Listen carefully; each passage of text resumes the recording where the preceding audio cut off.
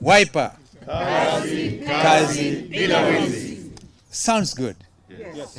Wiper. Kazi. Kazi. Bila wizi. Kofia. Basi, sawa. Hata hiyo inaenda basi. A post-COVID Kenya is one that is desperate for jobs. And the next leader of this beautiful country will have to wrestle 24/7, 365 and a quarter days a year for the next decade to rebuild literally the economy of this country. So, members of the press, I'm privileged to read the following statement, and I probably will invite your questions at the end of it. And today is a new normal. The party leader was given the responsibility to read the communique. I think we all recognize each one of us can do it, but today is my turn. Ndugu mwenyekiti, balozi Chirao na kushukuru, and therefore I'll read this statement.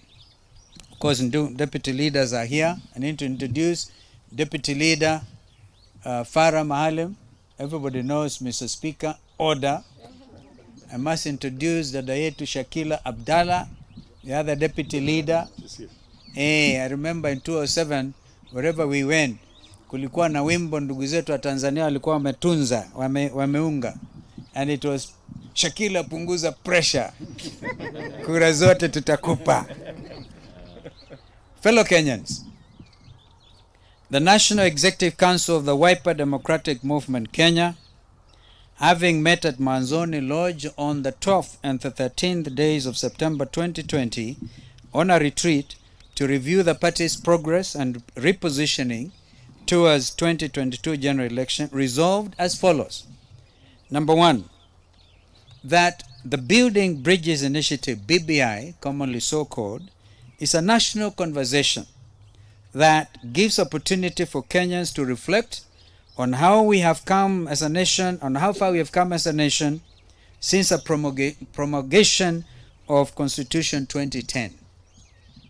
It provides us with a chance to strengthen devolution and consolidate gains made under the new dispensation. Importantly, it provides a unique opportunity to address fears and concerns of millions of Kenyans who feel excluded in our governance structure. As a party, we believe in an all-inclusive country where no one feels left behind. Through the BBI framework, we need to have sobriety in debating issues raised by Kenyans. For that matter, it would be erroneous to reduce the BBI agenda into a political duel between two political leaders. Indeed, that is the impression the country has been kind of fed on a daily basis. That one on this side and the other, of course, opposing, and the other one pro-BBI. We want to demystify and debunk that myth. Correct. Number two, ladies and gentlemen, that more than ever before, we clearly see why we direly need the BBI framework when merchants of violence who thrive in the politics of bitterness and threats are regrouping. Merchants of violence will have no space in post-BBI Kenya. We are fully in support of the President's vision to leave behind a peaceful and a united nation where no one lives under threats and fear. Number three, that WDMK, therefore, will traverse the entire country to popularize the initiative and engage robustly with wananchi. Of course, it may mean referendum, and we are ready to take it on. Number four,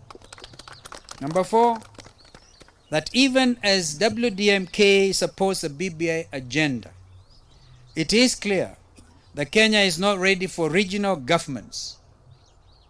In our view, What is critical for us is to strengthen devolution and make it work for the common mwananchi by even creating the word development fund in addition to the constituency development fund. We need to take these benefits to mwananchi at the village level.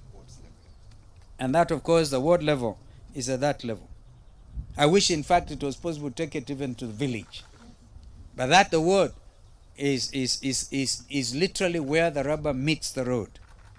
Number 5, that while we commend President Uhuru Kenyatta's directive on anti-corruption agencies to expedite corruption-related cases, we are concerned, just like many other Kenyans, at the slow pace of determining these cases.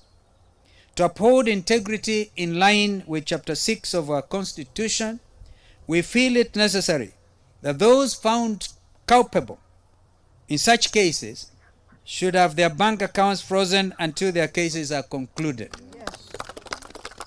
This will make corruption a high risk and a zero return venture. Number 6, as Kenyans may be aware, WDMK will present, and you've heard it from the party chair, a presidential candidate in 2022. In this regard, we have digitalized our party's membership recruitment drive to tap into the youths who now form over 70% of our population. This is a country with a lot of promise. If you call it the youth bulge, and that is why I sometimes refer it as a moment for Africa, because it's not just this country, but the East African region, as well as the African region, youth everywhere. Because people aged over 70 are now less than 15%. Number 7, ladies and gentlemen, that WDMK is abhorred by the recent political utterances by a section of political leaders that are likely to plunge this country into anarchy, and solemnly declares that such leaders cannot be entrusted with the leadership of this country. And we're prepared to take them on, head on.